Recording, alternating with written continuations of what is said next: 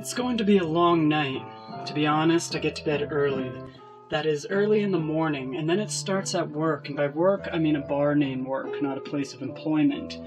And there sit the clumsy ones with their glasses to their chins, and there are the smiles and half-skirts that flirt in braids and bells, tips for nothing, putting back what was given in.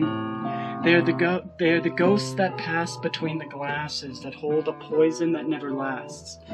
But my breaks are the books that rests on shelves after the hours they call after hours. A cigarette lasts the drive home, and there begins the conversations. It starts with a splash, a drip of something too fatal to consciousness in a glass of cranberry juice. And the creeping voices on the shelves call between their pages, and before the third glass is finished, I find myself leaving with Elliot, him and I. It is true we agree August is a much crueler month than April, but it doesn't last long, and before I speak he is gone, and I move on past the pages that belong in the hands that do not shake. It's going to be a long night. It's going to be an early morning. I would fight with Monroe, but I find him an ass, and I'm sure Faust would feel the same.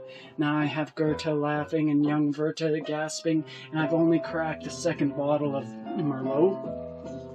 The smoke is so thick it could slow a flying brick, while the room rocks like pendulums and clocks that never tell time, but chime every time the glass needs company. So I sit and wait, and I wait for that moment when I lose all touch with all sentiments and applaud the loss of remorse. So I tap and I tap on a typewriter with calloused fingertips and wonder. As happens sometimes, a moment settled and hovered and remained for much more than a moment. And I say, damn it, Steinbeck, it is going to be an early morning. It's going to be a night full of everything empty.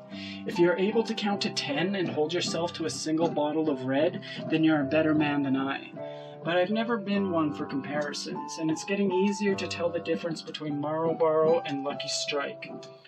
The bottles of Red Rabbit stacked in a closet, another one opened and another one poured, and another one racing across the cigarette-stained floor. I have my reasons, and I have my cares, though neither have a reason to care for anything at all.